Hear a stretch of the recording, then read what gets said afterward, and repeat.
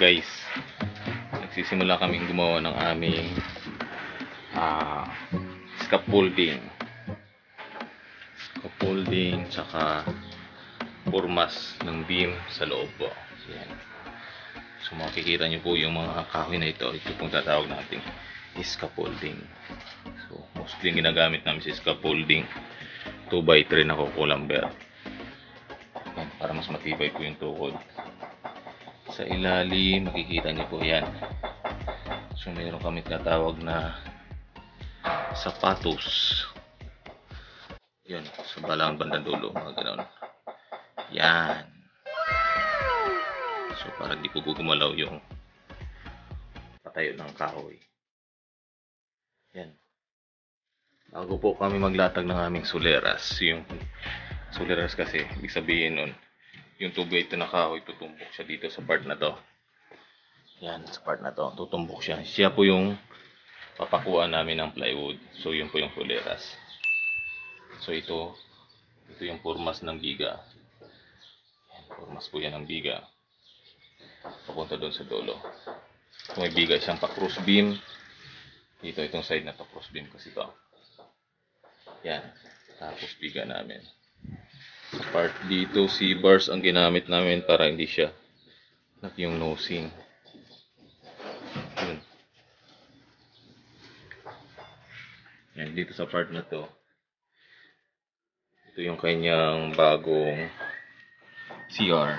So yung lalim yung bagong CR. Yan, kita niyo po yung abang ng water line. Abang ng water line yan. Tapos itong dalawang tubo nakikita niyo po. Para yan sa sewer line or CR sa taas. Abang po para sa taas. So yung dos na tubo para sa kanyang floor drain. Yung tres na tubo para sa kanyang CR mismo sa toilet. Yan. Tapos biga ulit. Beam or biga. Yan. So formas na namin sa labas. Meron na kaming formas ng biga sa labas. Tuloy-tuloy lang po namin ang paggagawa ng aming formas. Kasi magpo-formas pa kami sa mga part na to. Yan, po-formasan pa namin yan. Paikot. Bago kami tutumpok ng soleras.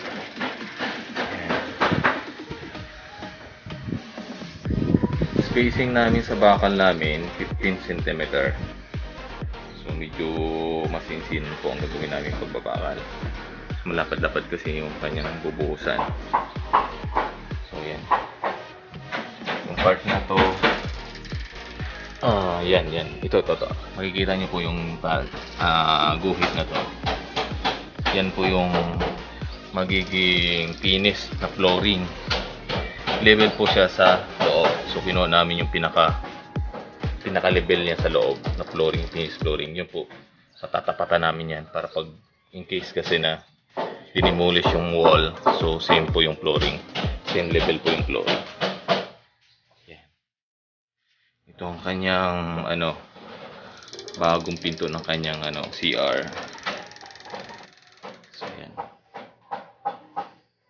So mga magpoporma pa po kami, medyo marami pang gagawin dito para sa preparation ng slab.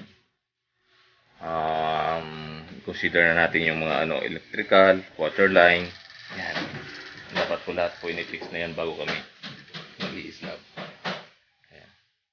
So, continue lang po namin ang paggagawa namin ng scaffolding at formas para sa aming gagawing slab.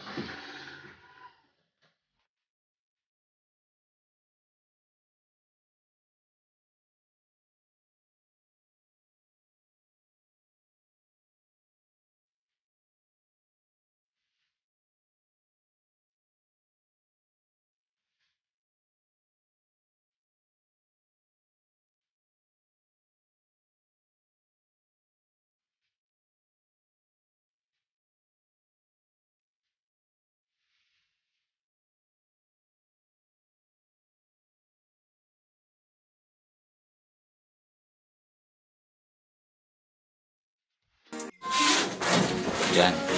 Ito na pong ginawa namin preparation para sa aming buhos, sa aming slab. Yan. So guys, itong ginamit namin 10mm, 12mm. So spacing namin 15 cm. So yan.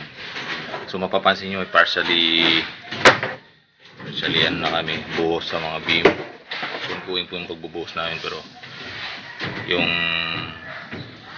electrical po prepare namin sa gitna. So ayan po, makikita nyo po junctions at saka flexible hose.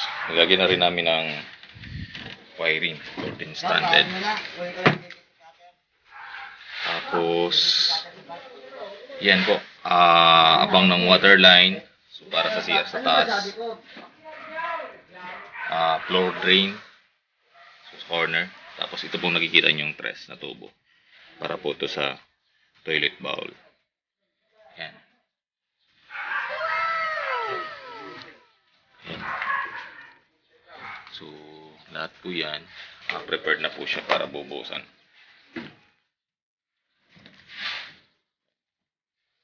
Lahat ng bars nilalagay namin dito sa gilid. So lahat po yan naka 90 degrees. 90 degrees po.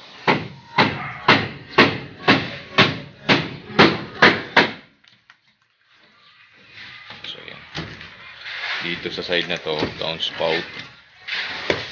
Yan, ready po para sa downspout.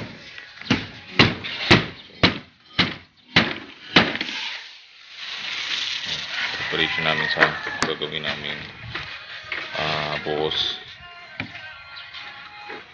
Malapit lang po dito sa area. So para mas malapit, mas magaan sa amin paggawa ng pagbuhos namin ng slow. So yan po, continue po kami sa prepare.